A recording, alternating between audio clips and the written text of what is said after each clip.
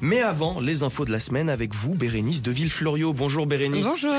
Alors, on va commencer cette semaine, ma chère Bérénice, avec les dernières infos à retenir, les préférences des Français en matière de réservation de vacances. Eh bien oui, parce qu'on est en pleine période de vacances scolaires. Hein. Vous nous écoutez peut-être en direct de vos vacances. Alors, j'ai voulu faire un focus sur les tendances des Français en matière de location de vacances. Alors, c'est une étude PAP.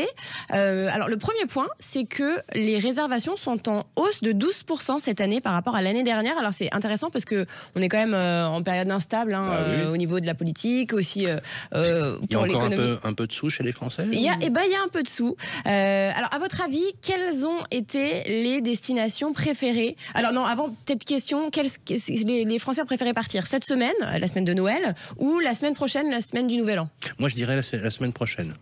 Jules? La semaine prochaine aussi. Eh bien oui, la semaine prochaine, à 59% de réservations contre 41% pour cette semaine-là. Alors, quelles sont maintenant les destinations préférées des Français? Alors moi, j'hésitais entre les Maldives et Melun. Finalement, on ira à Melun.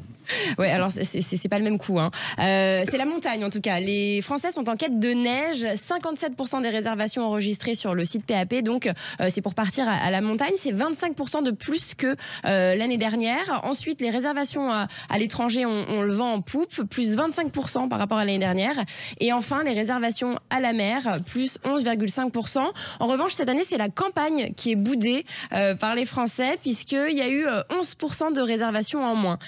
Ensuite, bon, je vous l'ai dit, c'est la montagne qui intéresse le plus les Français. Alors, quelle montagne à votre avis? Moi, je dirais les Pyrénées. Non, c'est les Alpes, les chouchous, parce que c'est assez accessible. Il y a de la neige.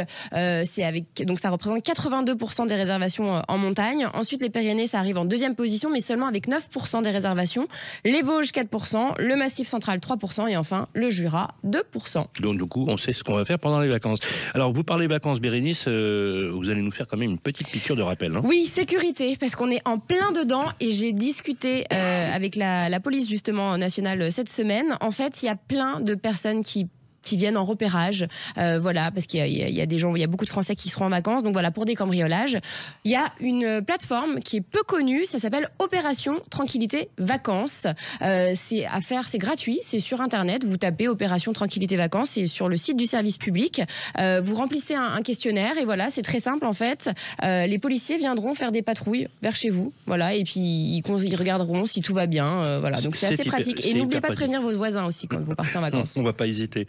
On termine avec une rétrospective sur l'année 2024 qui fait rêver, on peut le dire. Oui, alors je ne sais pas si le Père Noël vous a gâté cette année, j'espère, Jules. Ça a été. Est-ce que vous avez eu une villa? Non, malheureusement, je l'avais demandé, mais elle n'est pas arrivée. Toujours pas, bon.